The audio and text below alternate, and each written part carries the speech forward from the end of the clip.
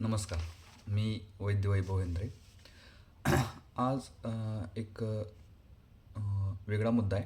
म्हणजे लोक येतात क्लिनिकमध्ये, अ, पण ते आधी स्वतःहून मनात एक निदान करून येतात की हा मला आजार झालेला आहे.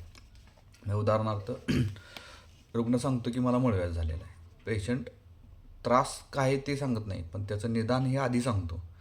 मग त्यानं ठरवलेलं असतं की मला मूळव्याध झालेला आहे.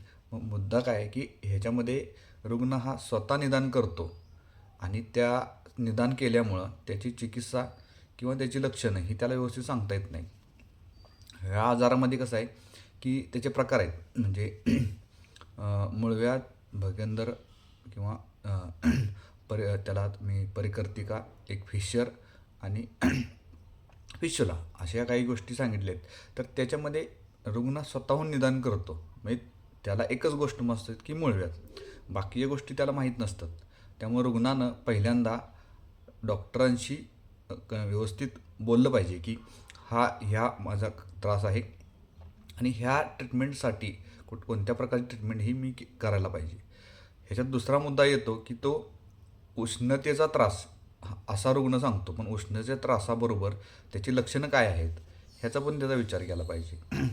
त्यामुळे ट्रीटमेंट करतानाही सोपे जातं.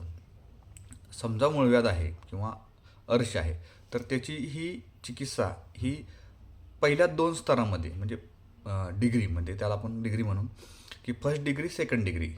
तर फर्स्ट डिग्री आणि सेकंड डिग्रीमध्ये ट्रीटमेंट झाली तर ती पूर्णपणे ट्रीटमेंट होऊन रुग्ण बरा होऊ शकतो.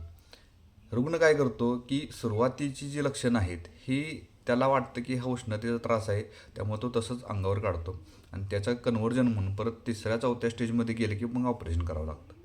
मग रुग्णानं काय आहे की पहिल्यांदा जे त्रास होतो सुरुवातीच्या काळात जे काय होईल ते ते रुग्णानं डॉक्टरांना सांगितलं पाहिजे. ते सांगितलं तर ट्रीटमेंट ही सोपी आणि लवकर आणि काही पथ्यपाणी आणि औषधांनीही बरे होऊ शकते. सुरुवातीच्या पहिला आणि दुसरा स्तर म्हणजे काय,